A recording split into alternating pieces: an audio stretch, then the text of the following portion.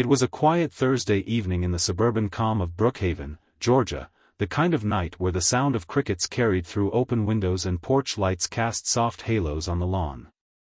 Inside the Mitchell home, laughter drifted from the dining room. The table was set with pasta and garlic bread, the family's small midweek tradition. Rachel Mitchell poured sweet tea into her husband's glass, smiling as their 12-year-old son, Evan, recounted his day at school. Her husband, Daniel, sat at the head of the table, relaxed, easygoing, his tie loosened and his sleeves rolled up. To anyone looking in, they were the picture of domestic peace. But peace is fragile. Sometimes it breaks with nothing more than a single knock.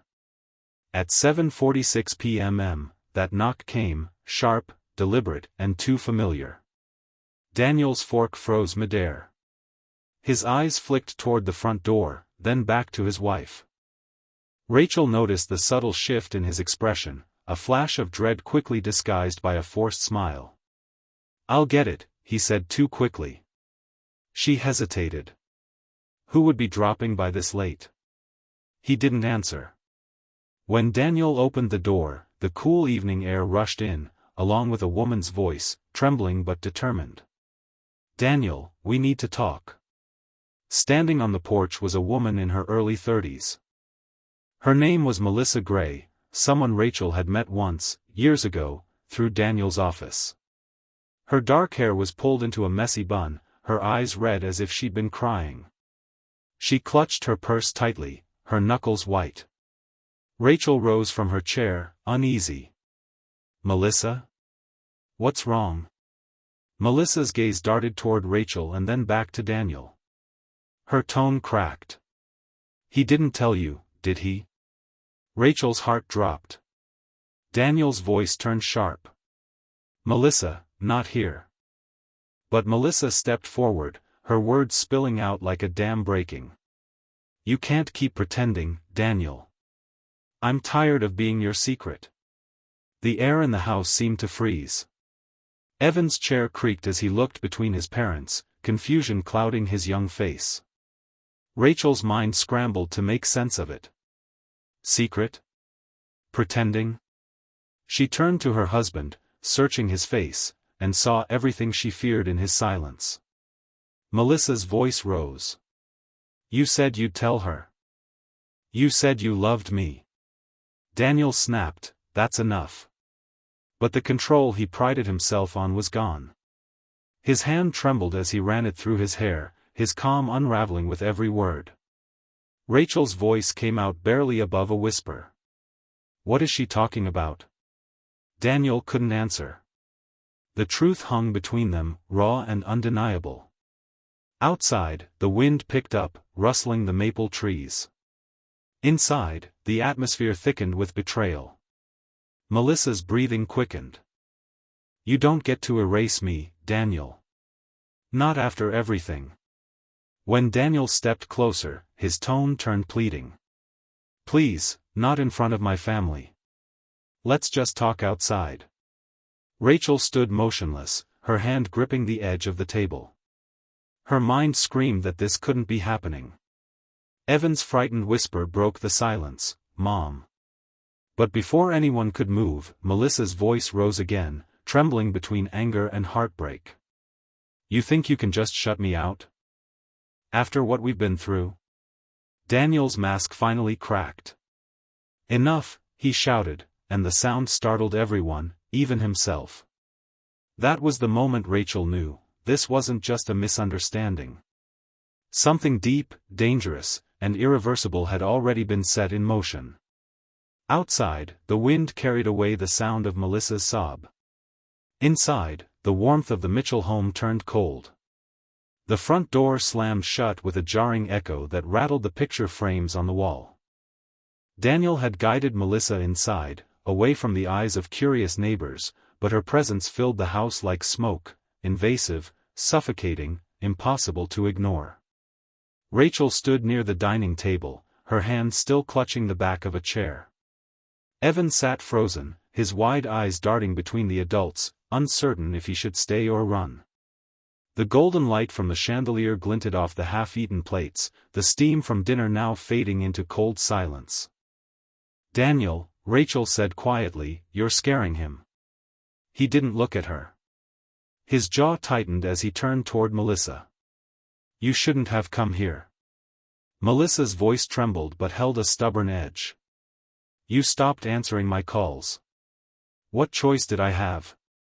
You think you can just walk away from me, from us?" Rachel blinked hard. "Us?" The word cut through her, sharp and cold. Daniel finally looked at her. The expression on his face was one she had never seen before, guilt mixed with panic. He opened his mouth, but Melissa was faster. "He promised he'd tell you," she blurted out. "He said he was done pretending, that he'd leave you after the holidays." Rachel's breath caught. The room tilted slightly as if the floor had shifted beneath her. "Tell me that's not true," she whispered. "Rachel, please," Daniel began, stepping forward, his palms out. "It was a mistake. It's over." Melissa laughed bitterly, the sound cracking in the quiet room. "Over? You told me you loved me yesterday." Evan's voice trembled. "Dad?" Rachel turned to her son, her face pale. "Go to your room, sweetheart." "But..." "Now." He hesitated, then ran upstairs, the sound of his footsteps fading. The silence that followed was unbearable. Rachel looked at her husband, her voice steadier now. "How long?" Daniel exhaled shakily. "A few months." Melissa shot him a glare. "Try a year." The truth hit Rachel like a physical blow. Her throat burned, but she refused to let the tears fall.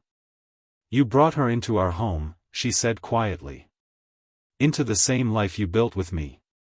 I didn't mean for it to." "Stop." Her voice sliced through his excuses. "You meant every lie you told, Daniel. You just never meant to get caught." Melissa stepped closer, her tone turning desperate.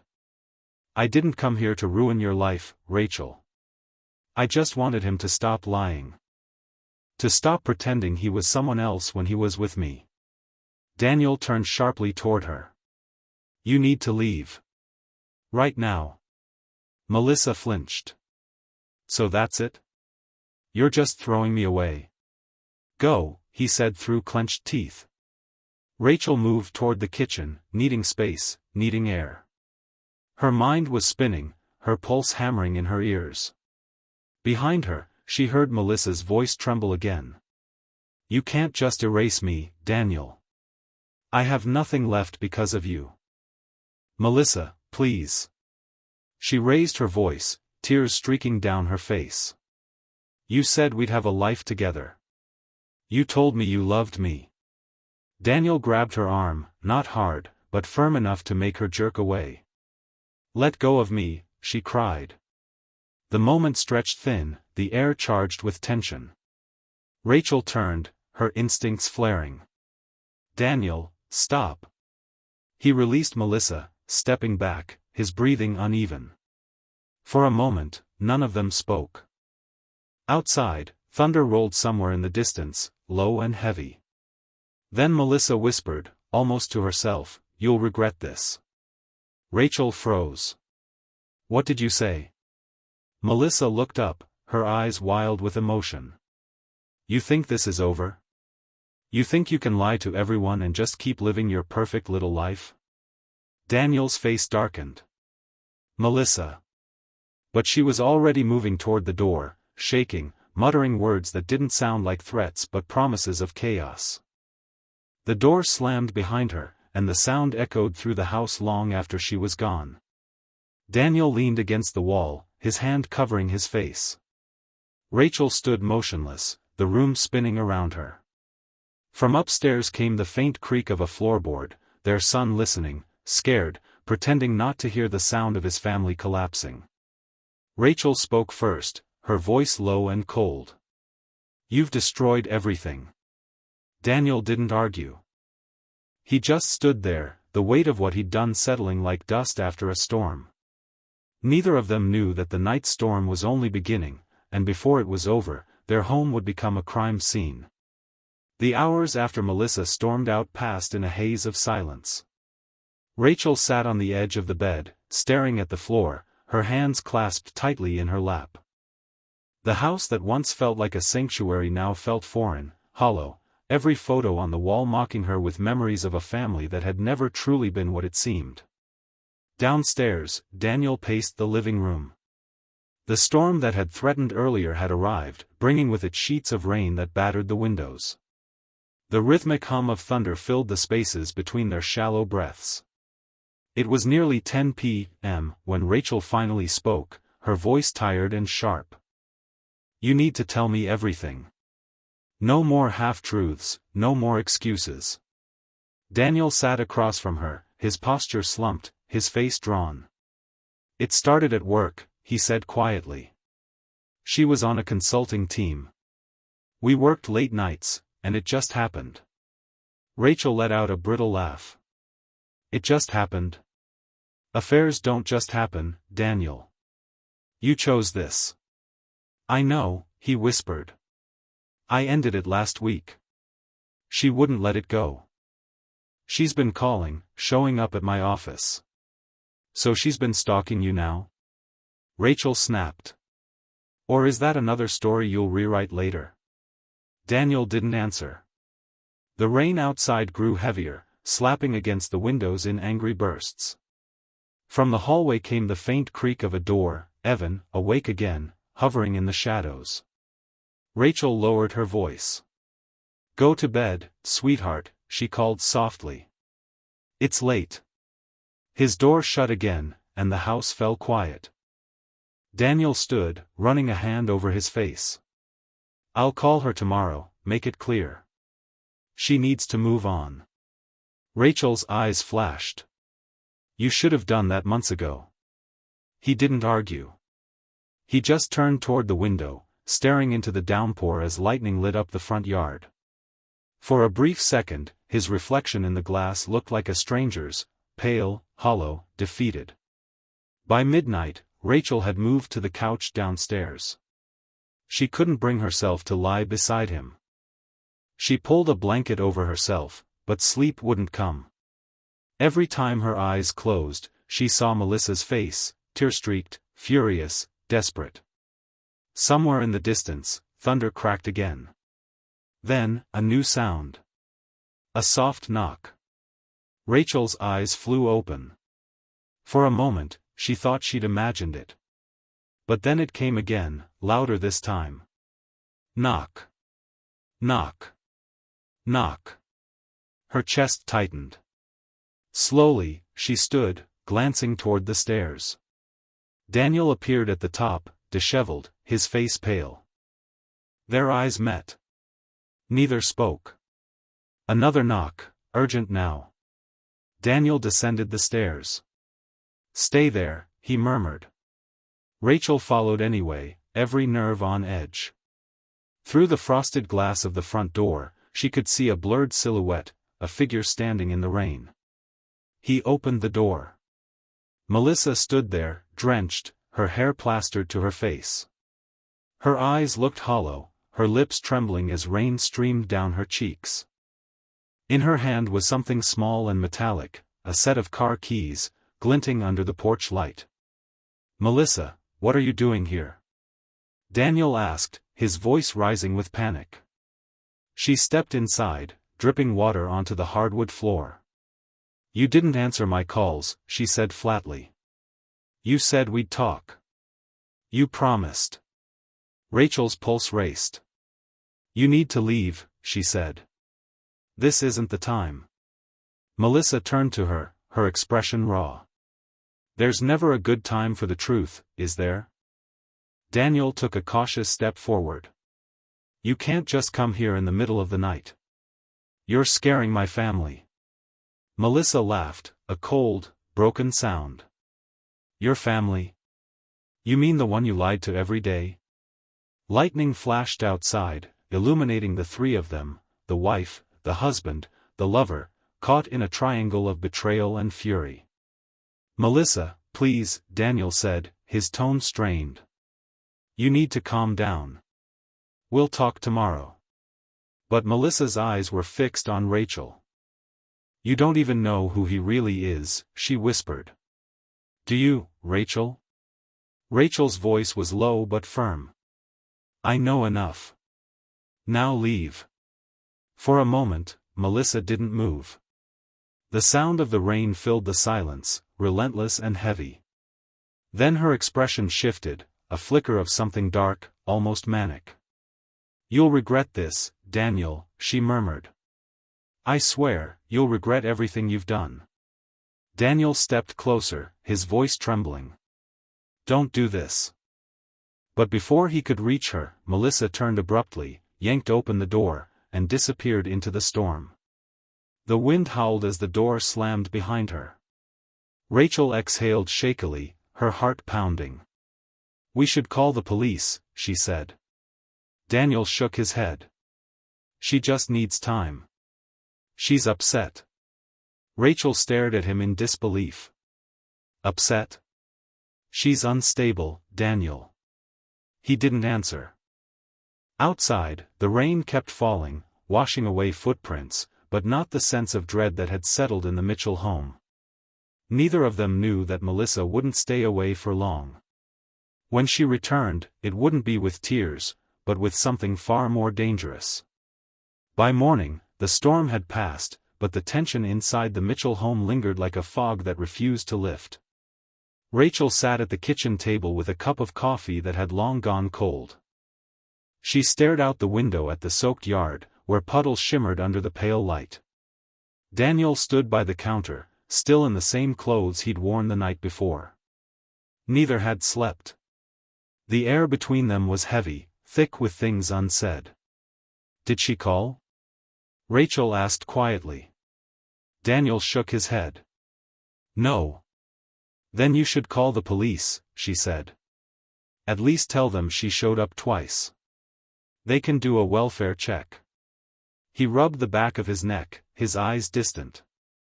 I don't think that's necessary. Rachel slammed her mug down. Not necessary. She came here in the middle of the night shouting in front of Evan. What's it going to take, Daniel?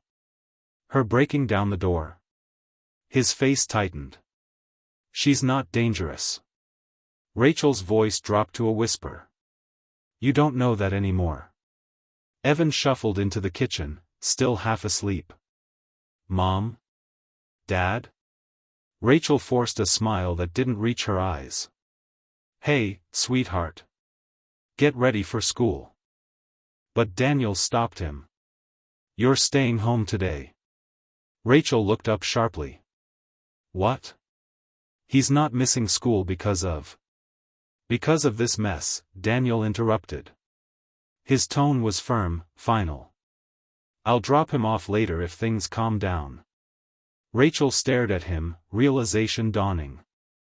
You're expecting her to come back. He didn't answer, which was answer enough. The morning dragged into afternoon. Evan stayed upstairs, the faint sound of his video game drifting down the hall. Rachel kept pacing, her nerves fraying with each tick of the clock. By early evening, the gray sky began to darken again. Rachel stood by the kitchen sink when she noticed it, headlights pulling slowly into the driveway. Her stomach twisted. Daniel, she said quietly, someone's here. He walked to the window, peering through the blinds. His face drained of color. It's her. Rachel's pulse quickened. Call the police, Daniel. But he was already moving toward the living room, shaking his head. No. If we call them, she'll make this worse. I'll talk to her, make her leave for good. Rachel grabbed his arm. She's unstable, Daniel. You can't reason with her. He pulled away gently but firmly. I have to try. Before she could stop him, he opened the front door. Melissa stood on the porch, her clothes dry this time, her hair neatly tied back. But there was something different about her, a stillness that felt wrong.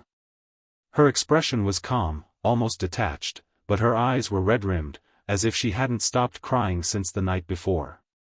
"Melissa," Daniel began, "you shouldn't be here." She tilted her head slightly, her tone quiet but steady. "I needed to see you. One last time." Rachel appeared behind him. "You need to leave, Melissa. Right now." Melissa's gaze flicked toward her, then back to Daniel. "You didn't tell her the rest, did you?" Daniel's jaw clenched. "There is no rest. It's over." She smiled faintly, and for a fleeting moment, Rachel saw heartbreak, then something colder beneath it. Melissa reached into her purse. Rachel's breath caught. "Daniel." He froze as Melissa's hand emerged, holding a small black pistol. The world seemed to stop. Rachel's vision tunneled, she could hear her heartbeat pounding in her ears. Daniel lifted his hands instinctively. "Melissa, listen to me. Put that down." Tears welled in Melissa's eyes. "You lied to me, Daniel. You said you'd leave her. You said we'd have a life." "Please," he said softly, "let's talk inside. Just, don't do this on the porch." Rachel's voice trembled. "Melissa, please, my son is upstairs." Melissa hesitated, her lower lip quivering. Then, without a word, she stepped inside. Rachel's breath hitched as the door shut behind her, sealing them in together. The gun didn't waver. Melissa's eyes flicked between them, hurt, angry, unsteady. "You made me believe I mattered," she whispered. "Do you know what that feels like? To be treated like you're disposable?" Daniel's voice was calm but desperate. "You do matter, Melissa. But this isn't the way." Her hand shook. "You lied to me." Rachel inched closer, trying to stay steady. "Melissa, please. You don't want to hurt anyone." Melissa looked at her, tears spilling over.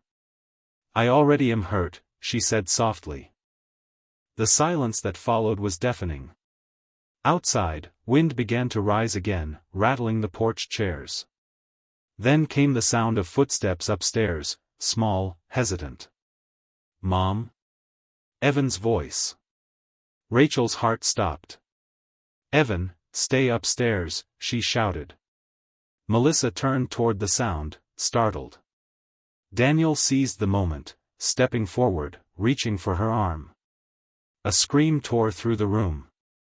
A gunshot followed. The echo rang through the house like thunder.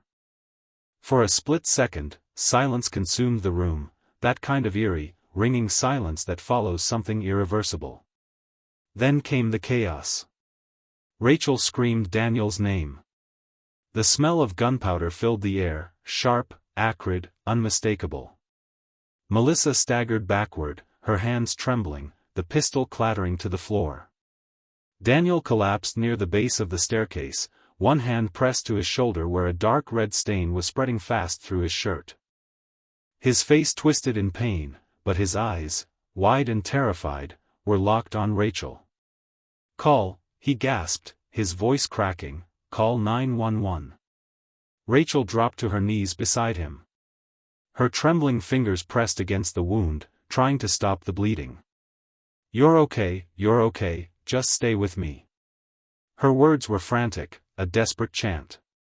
Upstairs, Evan screamed, "Mom," but she shouted back, "Stay in your room, sweetheart.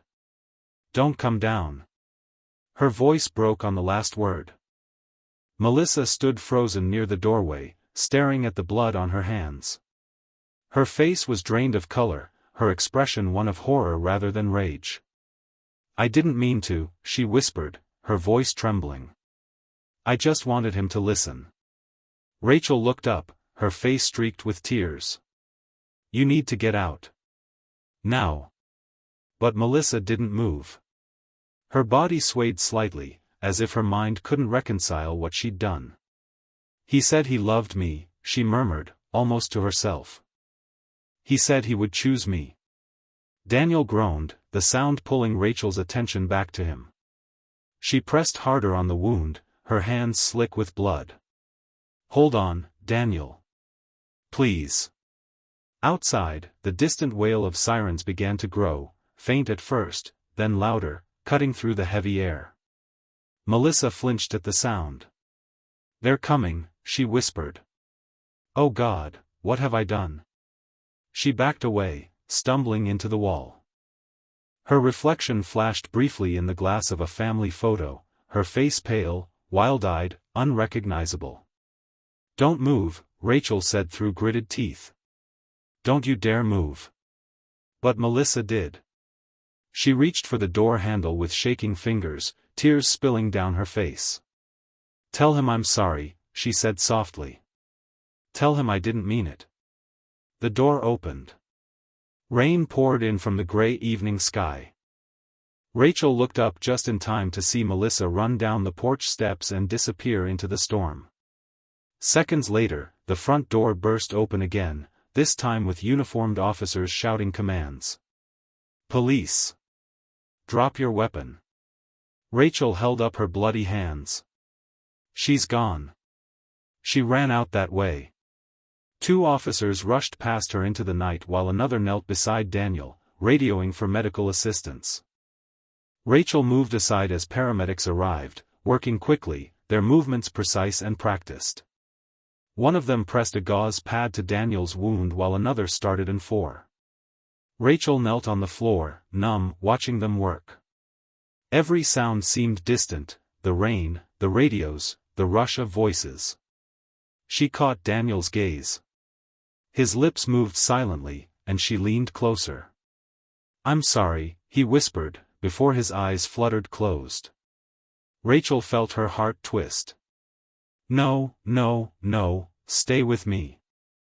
A paramedic looked up. "We've got a pulse. He's alive. Let's move." As they lifted him onto a stretcher, Rachel's legs gave way. She sat on the floor, surrounded by the shards of their once perfect life. Through the open doorway, she could see red and blue lights flashing against the rain-soaked pavement. Officers were searching the neighborhood, their flashlights slicing through the darkness. One of them approached her. "Ma'am, we'll need you to come with us. Can you tell us what happened?" Rachel nodded weakly, her hands still shaking. "She came back," she whispered. "She said she wanted to talk. Then the gun went off." The officer's voice was calm but firm. "Do you know where she might go?" Rachel closed her eyes, her mind spinning. "I don't know," she said finally. "But she'll come back. She always comes back." Outside, the rain began to slow. The storm was passing, but inside the Mitchell home, the real damage was just beginning. In the distance, under the fading rumble of thunder, police sirens wailed, chasing the woman who had turned a quiet suburban evening into a tragedy that would scar 3 lives forever. The flashing lights outside painted the street in waves of red and blue. The storm had broken, leaving behind a washed-out silence. Rachel sat in the back of the ambulance parked in front of her home, her hands still trembling. A paramedic wrapped a blanket around her shoulders, but she barely felt its warmth. Inside another ambulance, Daniel lay strapped to a stretcher, pale but alive. His breathing was shallow, his shirt soaked with blood. When Rachel caught sight of his face through the glass, her chest tightened, part grief, part relief. Detective Aaron Hale approached her. He was tall, composed, with kind eyes that carried the weight of years in law enforcement. He crouched slightly to meet her gaze. "Mrs. Mitchell," he said gently, "I need to ask you a few questions while my team starts the search for the suspect." Rachel nodded weakly. "Melissa Gray. She's the one you're looking for. She worked with my husband." Hale scribbled in his notebook. "Do you know where she might go? Family, friends, any place she could hide?" "She doesn't have anyone," Rachel murmured. "Daniel said she was renting a small apartment near their office, but she left her car here last night. Maybe she's on foot." Hale nodded and signaled to an officer nearby. Get her name to dispatch. Check every motel and bus station within a 10-mile radius. Rachel's voice broke. Detective, she didn't mean to kill him. Hale's eyes softened. You think it was an accident? Rachel hesitated. I don't know. She looked terrified after it happened. Like she didn't even recognize herself. The detective exhaled, standing. We'll find her. But I'll be honest with you, Mrs. Mitchell, people who panic after something like this don't always think clearly. If she's scared enough, she might hurt herself, or someone else. Rachel's stomach twisted. She said she wanted to talk. That's all she ever said. She didn't come here to, her voice faltered, collapsing under the weight of it all. Hale's radio crackled. A voice came through, muffled but urgent. Unit 5, possible sighting on Highway 12 near the gas station. Female matching the description, walking alone. The detective's tone shifted instantly. I'm on it. He turned back to Rachel. You need to go to the hospital, stay with your husband. We'll handle the rest. Rachel nodded numbly, but as the ambulance doors closed, she couldn't shake the image of Melissa, standing in the doorway, rain dripping from her hair, eyes hollow and lost. Hours later, at St. Anne's Hospital, the waiting room lights glowed harsh and cold. Rachel sat in a chair near the wall, her mind replaying every moment of the night. Nurses came and went, murmuring updates that blurred together. When the surgeon finally emerged, Rachel jumped to her feet. Is he okay? He's stable, the doctor said. The bullet missed his lung by an inch. He's in recovery now, but he needs rest and monitoring. Rachel covered her mouth, tears of relief welling in her eyes. Thank you, she whispered. As the doctor walked away, Detective Hale appeared again, his coat still damp from the rain. He sat beside her quietly for a moment before speaking. We found her, he said. Rachel froze. Is she alive? He nodded. Yes. She was walking along the highway, disoriented. She didn't resist when officers approached. She was crying, repeating your husband's name. Rachel closed her eyes. What will happen to her? She's being taken into custody. We'll question her once she's medically cleared. She claims the gun went off accidentally during a struggle. Rachel swallowed hard. Was it an accident? Hale's gaze was steady. The evidence will tell us that. But between you and me, from the look in her eyes when we found her, she wasn't angry. She was broken. Rachel's shoulders trembled. They were both broken, she said quietly. I just didn't see it. The detective's voice softened. Sometimes love turns into something it was never meant to be. She didn't answer. Her eyes drifted to the window, where dawn was just beginning to lighten the horizon. For the first time since the gunshot, the world seemed still, but Rachel knew calm was only temporary. There would be questions, court dates, testimonies. There would be blame and truth and regret, all tangled in the aftermath of one desperate night. As the first rays of morning filtered through the blinds, Rachel whispered to herself, everything's changed. And in that sterile hospital hallway, she realized she wasn't wrong. 3 months later, the Mitchell home stood quiet, too quiet. The police tape had long been removed, the front door replaced, the blood-stained carpet torn out. But even new paint couldn't erase what had happened there. Daniel had recovered physically, though he still carried a faint scar beneath his shoulder, a permanent reminder of that night. The emotional wounds were far slower to heal. His laughter was gone, replaced by long silences and distant stares. Rachel, too, had changed. The woman who once believed in calm predictability now found herself waking at every small noise, every creak in the hallway. Nights were the hardest. Sleep rarely came, and when it did, she dreamed of the moment the gun went off, the sound, the smell, the look on Melissa's face. Evan, only 12, no longer asked questions. He didn't talk about that night, or about his father's time in the hospital. He simply grew quieter, older somehow, the innocence drained from his voice. The trial began in late spring. The courtroom in Fulton County was small, its pale walls echoing with whispers and clicking pens. Melissa Gray sat at the defense table, her hair neatly pulled back, wearing a plain navy blouse that made her look years younger. Her face was pale, her eyes tired. Rachel hadn't planned to attend, but when the day came, she found herself sitting in the second row, her hands clasped tightly in her lap. Daniel sat beside her, his posture rigid, his gaze fixed on the floor. When the judge entered, the room fell silent. The trial began with the prosecution outlining the case, that Melissa Gray had entered the Mitchell home with a loaded gun, intending to confront Daniel, and in a moment of anger, fired. They called it second-degree murder, reduced only because Daniel had survived. But the defense told a different story, one of obsession, manipulation, and despair. Melissa's attorney described her as emotionally unstable, drawn into an affair with a man who promised her love and a future. When he betrayed her, she spiraled into panic. The gun, the lawyer said, had been meant only to frighten him, not to kill. Rachel sat frozen as the story unfolded. Each word reopened old wounds, each photograph, of the front door, of the blood-stained floor, twisted the knife deeper. When Melissa took the stand, the courtroom held its breath. Her voice trembled at first, barely audible. "I never meant to hurt him," she said. "I just wanted him to tell me the truth. I wanted him to see what he'd done to me." Her eyes flicked toward Daniel, a fleeting, fragile glance.